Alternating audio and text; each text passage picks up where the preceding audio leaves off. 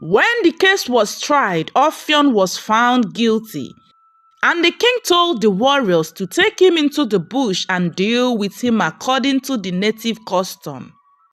The warriors then took Ophion into the bush and tied him up to a tree. Then, with a sharp knife, they cut off his lower jaw and carried it to the king.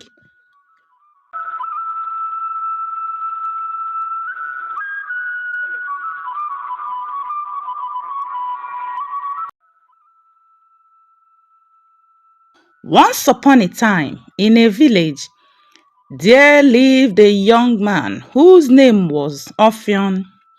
He was the only child of his parents, and they were extremely fond of him.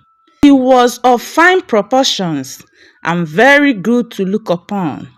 They were poor people, and when Ophion grew up and became a man, he had very little money indeed. In fact, he had so little food that every day it was his custom to go to the market carrying an empty bag into which he used to put anything eatable he could find after the market was over. At this time, Ophion was king. He was an old man, but he had many wives. One of these women, named Etim, was quite young and very good looking. She did not like her old husband, but wished for a young and handsome husband. She therefore told her servant to go round the town and the market to try and find such a man and bring him at night by the side door to her house. And she herself would let him in and would take care that her husband did not discover him. That day, the servant went all round the town, but failed to find any young man good looking enough. She was just returning to report her ill success when, on passing through the marketplace, she saw Ophion picking up the remains of corn and other things which had been left on the ground. She was immediately struck with his fine appearance and strength, and she saw that he was just the man to make a proper lover for her mistress. So she went up to him and said that the queen had sent for him, as she was so taken with his good looks. At first, Ophion was frightened and refused to go, as he knew that if the king discovered him, he would be killed.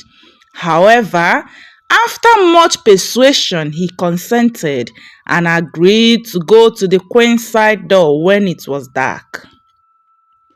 When night came, he went with great fear and trembling and knocked very softly at the queen's door.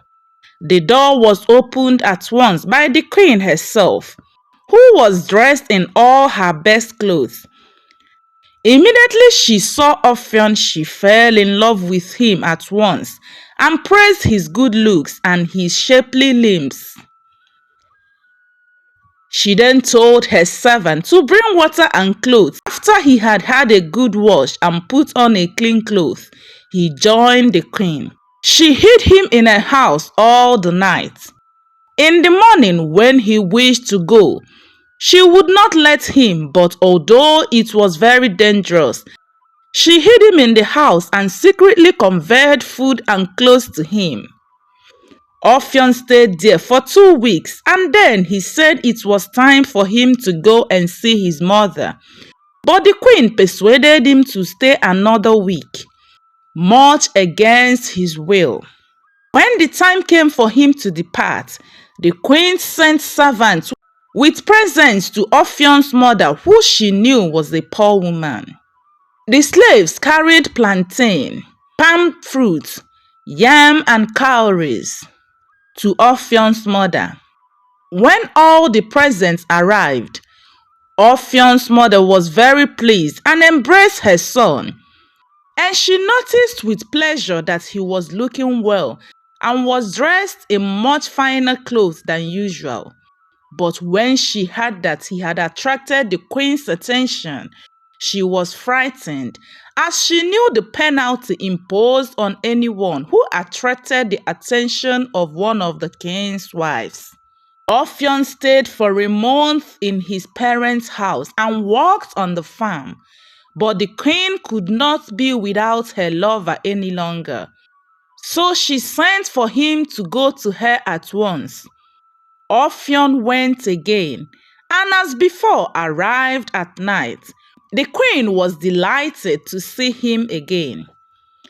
In the middle of the night, some of the king's servants who had been told the story by the slaves who had carried the present to Ophion's mother came into the queen's room and surprised her there with Ophion.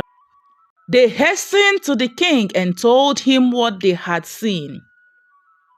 Ophion was then made a prisoner, and the king sent out to all his people to attend at the palaver house to hear the case tried. He also ordered his elders to attend, armed with machete. When the case was tried, Ophion was found guilty, and the king told the warriors to take him into the bush and deal with him according to the native custom. The warriors then took Ophion into the bush and tied him up to a tree. Then, with a sharp knife, they cut off his lower jaw and carried it to the king. When the queen heard the fate of her lover, she was very sad. She cried for 3 days. This made the king angry, so he told the elders to deal with his wife and her servants according to their law. They took the queen and the servant into the bush, where Ophion was still tied up to the tree, dying and in great pain.